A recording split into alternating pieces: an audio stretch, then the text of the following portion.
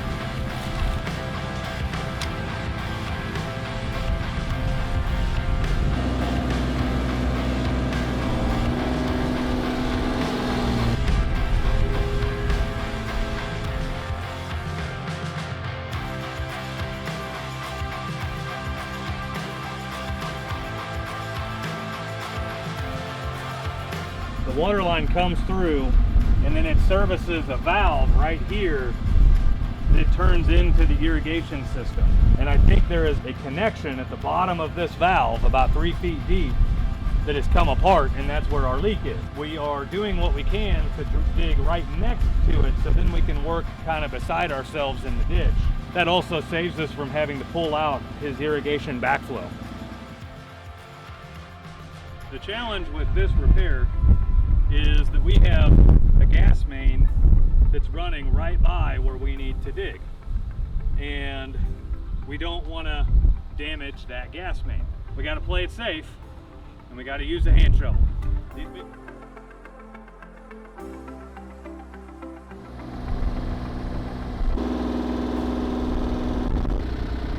Love it. Excavator on site. They get lazy and they try to dig everything with the excavator.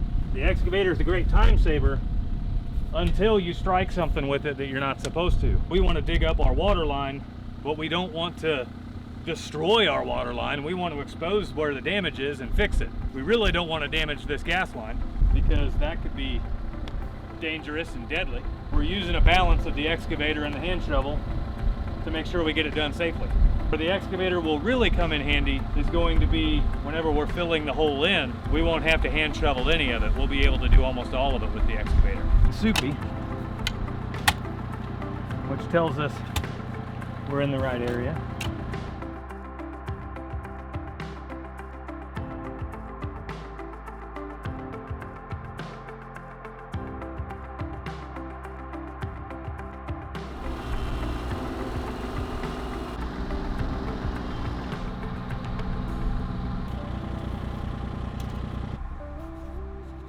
Laughs at me, but I use hair ties on the top few.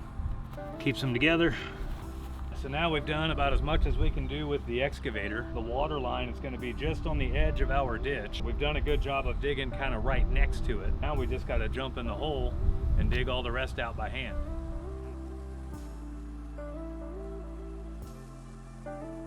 All right, this is the area where we have to dig by hand, and with the shovel, there's a gas line somewhere right in here. One wrong move and kaboom.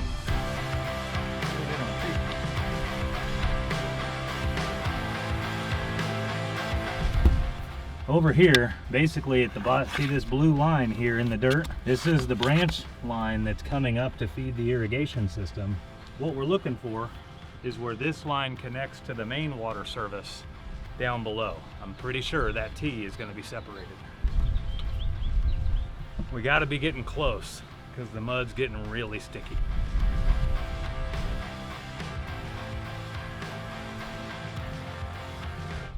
We are going to have to change game plans here a little bit. This line's deeper than we expected it to be. It keeps turning farther and farther out of our ditch. It's going to make it more difficult to access from the side like we had hoped. So what we're going to have to do is cut the riser pipe and unthread some of these lines off of the irrigation backflow and then move our ditch to be over here a little bit. That way we can get to where it needs to be. We still haven't found the failed T yet. We did find on the bottom of this valve here, we did find what's called a Sharkbite fitting. Sharkbite fittings have their place in plumbing, but typically underground use is not one of them. Seeing the Sharkbite fitting on the bottom of this valve tells me that most likely we have a Sharkbite T down in the ditch, and I'm almost willing to bet that it's blown apart.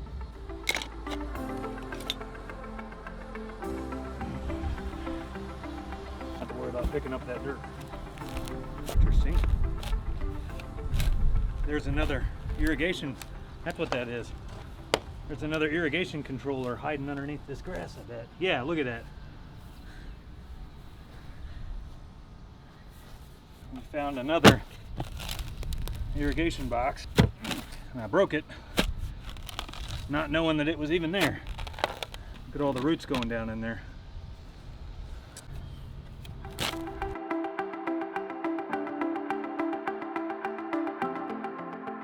Another monster can. No. This is from the irrigation installer. That's a Modelo can.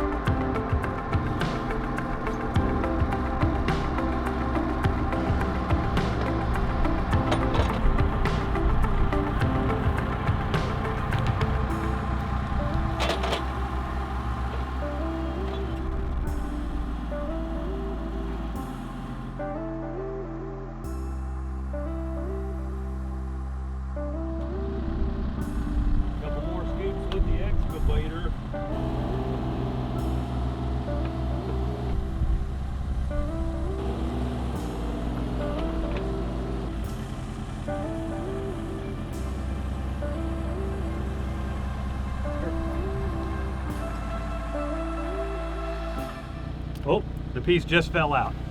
So right there is the failed connection of the Sharkbite. But this right here is a prime example of why you should never use Sharkbite fittings underground. You want to avoid using them at all possible, but especially underground.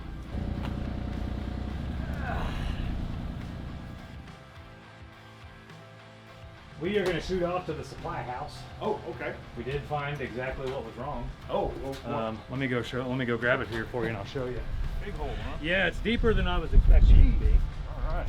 We've got a failed T. Look at that. I mean, you just see all that there. We're going to go back with a different style of T that eliminates that possibility from happening. The backflow valve, they use the same style of adapter. Oh, yeah. That's a Sharkbite fitting as well.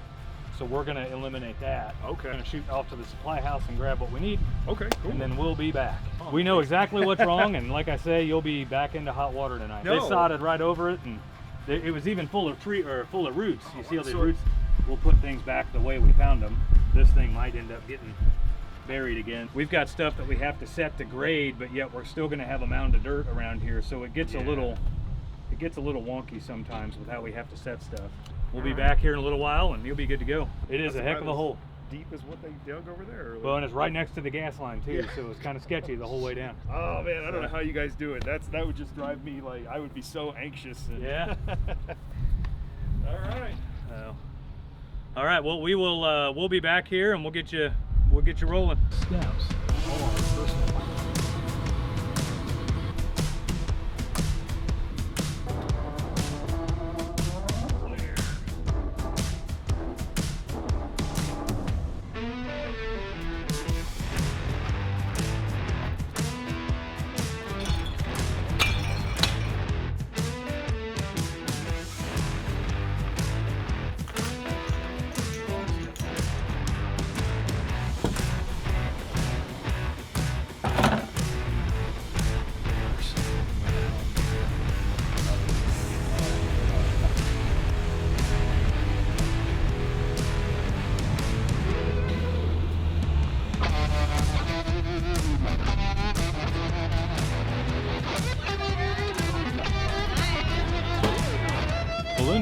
Right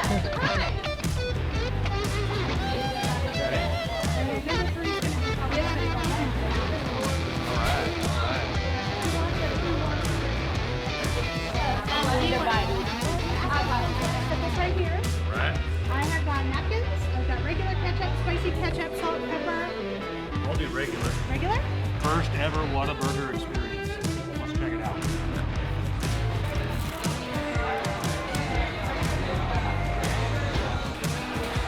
Good burger. Be rocking it in style. I mean, yeah, you gotta love fun Sunday. Yes, it's the Dr. Pepper and warmer. Love it. Better than that. Love it, love it. Now you're on. All right. Well, thank you. I should have taken Piper into.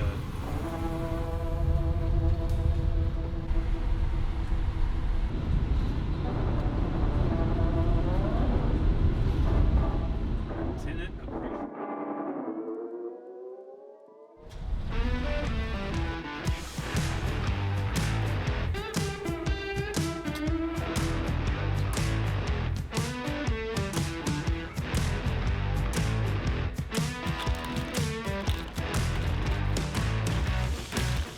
It's $15.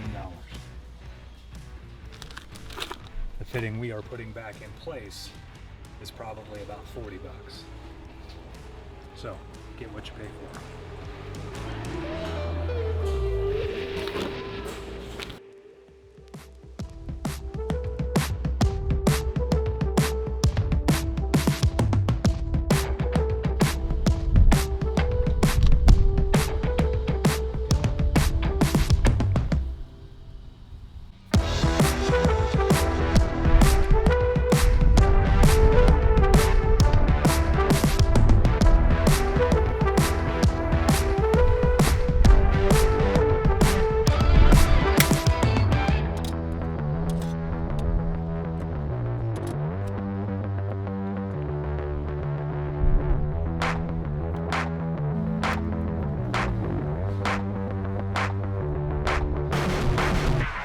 But we've got it all together.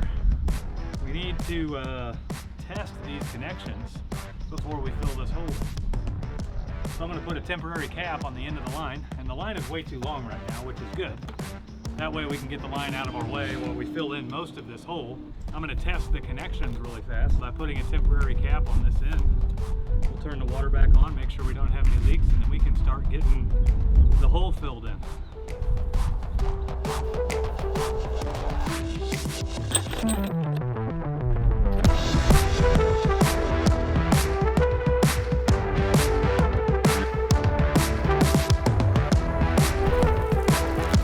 If you ever wonder how much water your main water service can put out, here you go.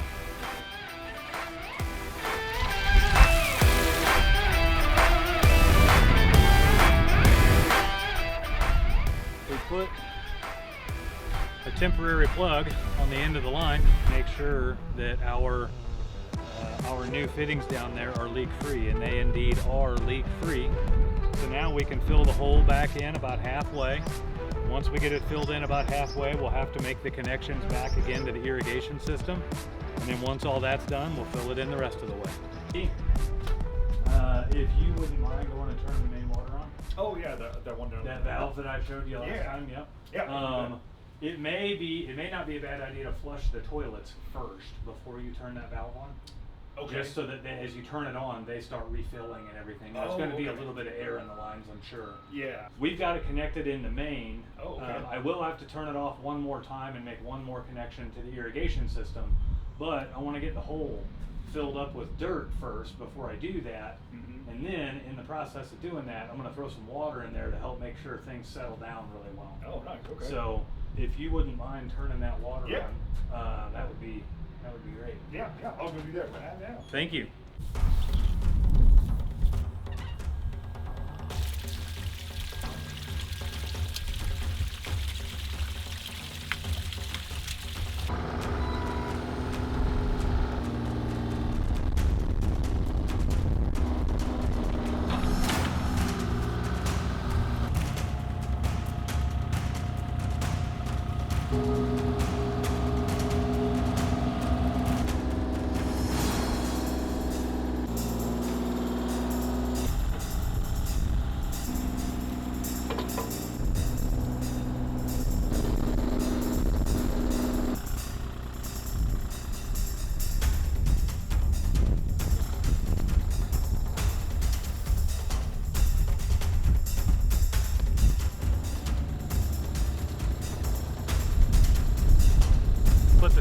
front this time so I don't lose it.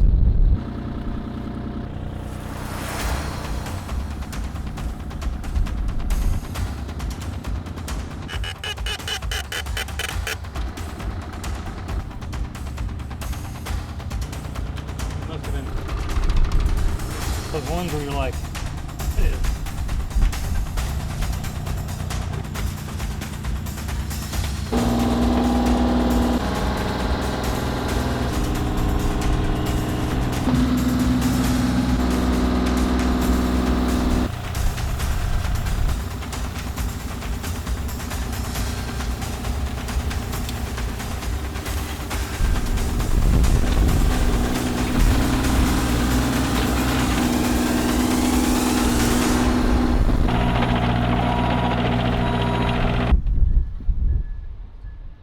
We just got a little bit of picking up to do and we are done. Water's back on. That's backfilled as nice as it can be. It'll take about a month of settling before we can come back with a rake and clean that up and make it look a little bit better. They're back in water service and they're back into the modern ages of indoor plumbing. All in all, a successful day.